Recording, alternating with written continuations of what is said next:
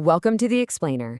Okay, today we're stepping straight into the shadows. We are going to conduct a psychological autopsy on a mythical, frankly terrifying figure, known only as the Wanderer. So buckle up, because this is definitely not your typical hero's journey. Instead, we're looking at a grim, dark fable. A really fascinating dive into the philosophy and the philology of absolute desolation. We're going to explore the mind of a man who looks at a world huddling together, like cattle before a storm, and feels absolutely nothing but contempt. It's an incredible study in what happens when trauma isn't healed but literally weaponized. It's a dark reflection of real-world psychology that forces us to look at the extreme edges of human isolation and how people react when they feel entirely abandoned. Just listen to this quote. "The road is not a tragedy to endure, but a forge."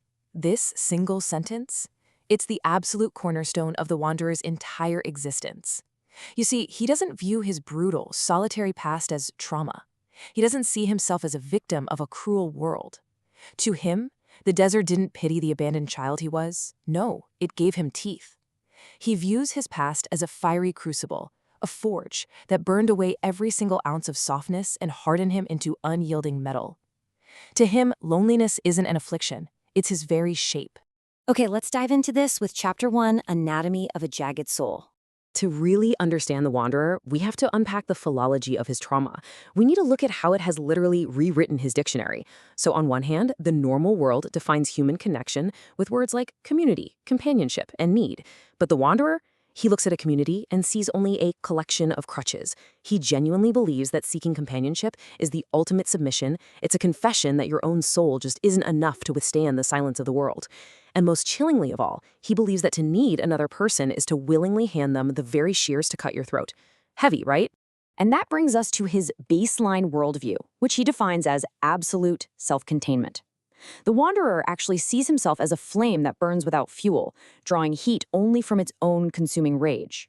In his mind, relying entirely on yourself is the absolute only way to withstand the silent, indiscriminate cruelty of the world. He's effectively shut all the doors to the outside, sealing himself inside this impenetrable fortress of his own fury. Moving right along to Chapter 2, The Illusions of Comfort. Now, it's one thing to have a dark philosophy, but it's quite another to actually test it against the world. We see this play out in the first of 4 parables, the corrosive oasis. So the story goes that a group of travelers found the Wanderer at the edge of a great spring and invited him to drink and rest in the shade. But the Wanderer looked at that water and saw a trap for the weak. He actually told the wind, "Water softens the stone and warmth rots the iron." He firmly believes that comfort is this slow poison that just dissolves the armor of the spirit. So while the travelers slept and grew soft, he walked right back out into the furnace of the dooms. He knew that trusting the ease of the oasis is basically building a fortress out of dust. Which leads us into Chapter 3, the subtraction of mercy. This relentless rejection of comfort extends into a clinical, almost terrifying disgust for love. We see this in the parable of the glass shield. So the Wanderer once stood on a ridge watching a mother weep over her dying child. Now, where any ordinary person would feel empathy, he felt absolutely no pity, just cold, clinical disgust. He muttered to the stones, "To love is to mortgage your peace to the grave."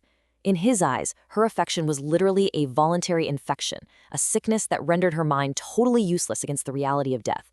He views a caring heart as a shield made of glass. I mean, sure, it looks beautiful, but it shatters at the exact moment survival requires a weapon.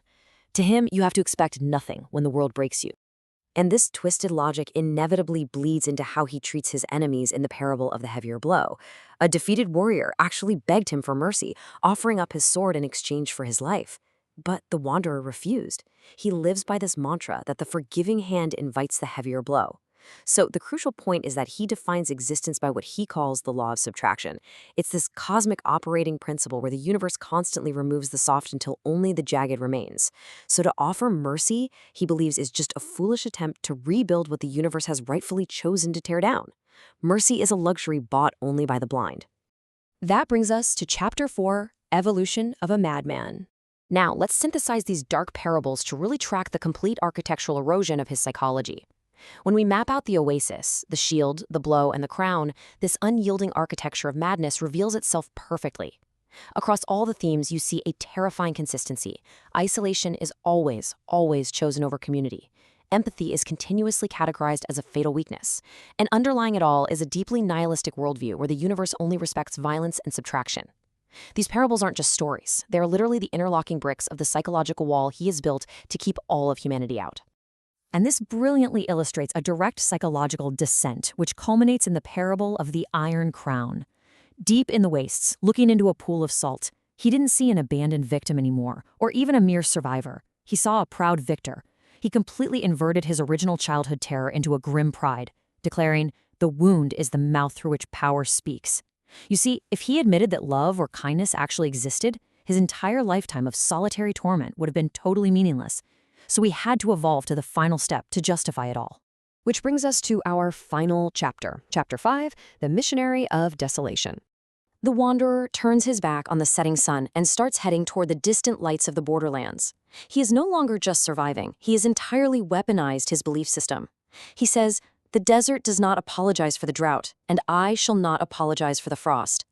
This marks the terrifying tipping point. This is the exact moment he transitions from a man surviving a cruel world into a man who actually becomes its absolute purest expression. He has entirely internalized the wasteland. He basically becomes a missionary of desolation. As he walks towards civilization, he's not seeking a home, and he's definitely not seeking a hearth. His mission is chillingly simple: to strip away the illusions of others, just as his were stripped away in the sand. His heart is now this unyielding, desolate mirror of the wastes. As he crests the final dune, he spots a young scout watching him. The boy looks at him with pity, but the wanderer's hand simply drifts to the hilt of his blade. That boy doesn't know it yet, but the desert is coming with the wanderer, bringing the hammer down on a safe world.